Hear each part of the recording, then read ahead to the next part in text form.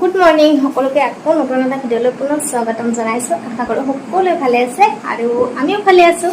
এই আমাৰ কলিজাজনী খেলি আছে, ভাবিলোঁ ভিডিঅ' এটা ষ্টাৰ্ট কৰি দিওঁ আৰু আমাৰ কলিজাজনীক মৰম দিব দেই সকলোৱে। গুড মৰ্নিং কৈ দিয়া কলিজা। সকলোৰে ভালনে? মই ভালে আছোঁ, কিন্তু মোৰ কপালত চাওকচোন কি উঠিছে বুলি কৈ দিয়া। চুলিৰ অৱস্থা বেটি, কপাল গল একদম অৱস্থা নাইকিয়া চাওকচোন। তাৰমানে এয়া গৰমৰ দিন পৰিছে, মানে এয়া ডক্তৰ কিবা দেখাই থাকিলেও উপায় নাই, মানে হ'বই হ'ব। দুদিনমান ভাল হয় ঔষধ দিলে বা কিবা কৰিলে, তাৰপিছত আকৌ সেয়াই দুইজনৰে, পাপাক আৰু ছোৱালী দুইজনৰে হৈ থাকে। ঠাণ্ডা দিনতে হ'বলৈ আৰু গৰমৰ দিন ক'বই নালাগে। বাকী ব্লগটো এনেকৈ ষ্টাৰ্ট কৰিছোঁ, আশা কৰোঁ সকলোৱে চাব। সিফালে এতিয়া আহিলোঁ দুপৰীয়া সাজৰ কাৰণে, মানে দুপৰীয়া ভাত বনাব হোৱা নাই দেই। এতিয়া বাজিছে 10:30 বাজিছে। ভাবিছোঁ এয়া দাইল আজি একদম মিক্স কৰি বনাম। মুগ, তাৰপিছত বুট, মাহ আৰু আছে ৰহৰ দাইল। আজি মচুৰ দাইল খতম। মচুৰ দাইলটো থাকিলে বেছি ভাল লাগে। মই মচুৰ দাইলটোহে খাই ভাল পাওঁ আৰু মাহৰ দাইল খাই ভাল পাওঁ বাৰু, কিন্তু সদায় নহয়, মাজে মাজে। আৰু ইফালে এয়া আলু, দাইল মানে সদায় খাই ভাল নালাগে, কেতিয়াবা খাই ভাল লাগে। আৰু দাইলত এয়া দিম কঁঠাল গুটি, লগতে কণ বিলাহী 3টা আনিছোঁ। বহুত দিলত বেছি টেঙা হৈ যাব। বাকী এয়া এতিয়া দুপৰীয়াৰ কাৰণে বনাম। এইখিনি মানে তিয়াই থ'ম এতিয়া।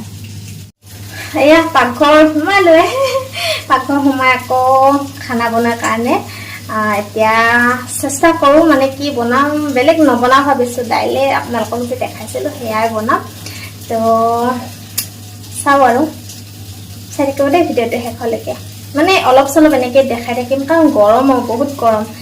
ভিডিঅ' কৰিবলৈ মনেই নাই, তথাপিও কিছুমান বস্তু মানে সাঁচি গ'লেও মন যায়, হয়নে? এনেই আৰু কি কৰোঁ কি নকৰোঁ সেইখিনিকে। বাকী সকলোৱে চাই ভাল পায়, তেনেহ'লে চাই থাকিব। এয়া গোখানিৰ কাৰণে ভাত বনোৱাৰ মাজতে অকণমান নাৰিকল কাটি দিছোঁ। তাই এনেকৈ খাই ভাল পায়, আৰু তাই এইজনী কলিজাজনী এনেকৈ খেলি থাকে দেই। দুষ্ট, কি খেলি আছা তুমি? পিছত ভয় লাগে এটা কাৰণতে, মানে চাই থাকিবলগীয়া হয়। তাই মানে এতিয়া বিচনাখনৰ পৰা তলত নানামে, তলত বিচনা কৰি দিলেও এতিয়া নাথাকে। এই জঁপিয়াই থাকে যে, জঁপিয়াই থাকি মানে পৰি যাবলৈ ভয় লাগে। অলপ আৰু সৰু সৰুকে কাটি দিবা। Okay baby. মুখখন কেনে কৰে মোক কলিজাই। এইফালে মই তাইক এয়া দি গৈছিলোঁ, কিন্তু নাই, এই দুষ্টজনী এই খেলাতহে ব্যস্ত। দুষ্টজনী খেলাতহে ব্যস্ত হৈ থাকে কলিজাজনী। এয়া নাখালে তাই। এইবাৰ আকৌ খাই হেনো আপেল। নাৰিকলখিনি নেখালে, মইহে খাই দিলোঁ। কলিজা, আপেলখিনি ভালকৈ খাই দিবা দেই, অ'কে? Good girl. পৰি যায় বাবা, ৱাও মজা মজা। আই লাভ ইউ কলিজা। আই লাভ ইউ টো কৈ দিয়া।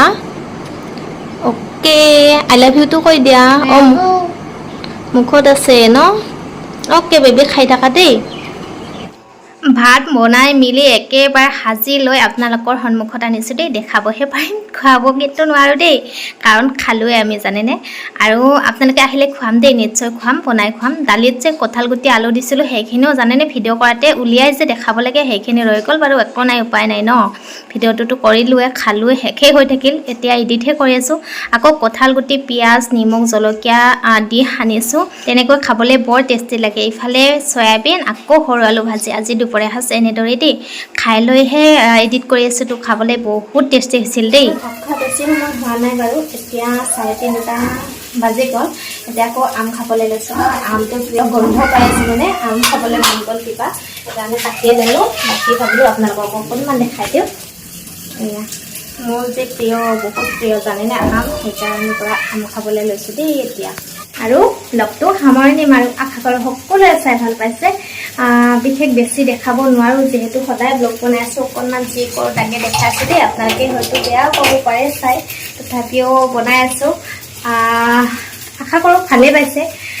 তো নেক্সট এটা নতুন ব্লগত সকলোকে আকৌ লগ পাম তেতিয়ালৈকে টাটা বাই বাই সকলোৱে ভালে থাকক